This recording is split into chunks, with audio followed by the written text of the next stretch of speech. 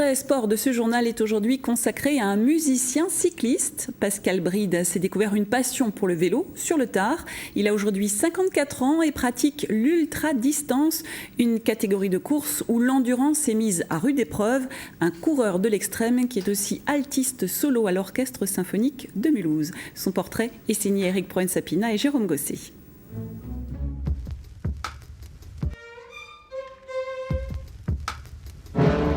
Des pentes escarpées, des ballets de Léo Delibes à celles de Slovénie ou d'Autriche, il y a 14 ans, Pascal Bride a décidé de faire un pas de côté.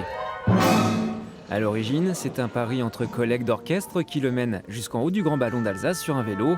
La petite reine vient de s'inviter dans sa vie à côté de sa carrière de musicien. Bon, moi, je fais mes gammes sur le vélo, on mouline, etc., etc. Il y a toujours une sorte d'analogie entre le travail sur un instrument de musique et l'entraînement sur un vélo. Et de coups d'archer en coups de pédale, Pascal en fait de la route. Il perd 20 kilos et découvre l'ultra-distance, une discipline quasi inconnue en France. L'altiste professionnel laisse de plus en plus la place à Bridou-la-Moulinette, son surnom sur le circuit.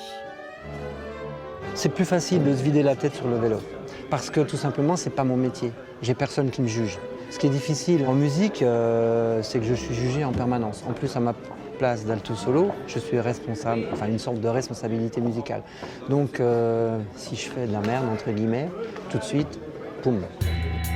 Avec l'ultra-distance, Pascal a repoussé les émotions qu'il trouvait dans la musique. Toute l'année, il s'entraîne au cyclo-club Kingersheim pour ses courses de 600 ou 1200 km.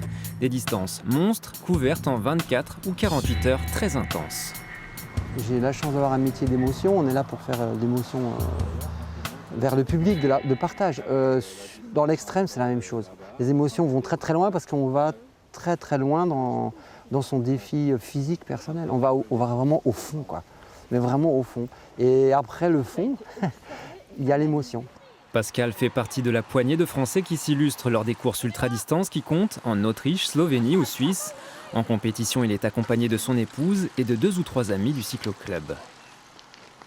Pour toute l'équipe, il y a toujours une espèce de phase de dépression parce que entre ce qu'on a vécu intensément et le retour à une vie qui est la vie normale, il y a vraiment un choc. Et pour chacun d'entre nous, il faut un moment pour revenir à la vie normale.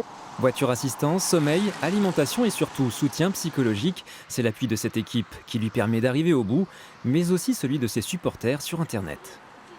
À Mulhouse, 500, 600 personnes vont suivre en direct ce que je fais. Ça, je le sais, en live, quoi. Et ouais, c'est sympa, quoi.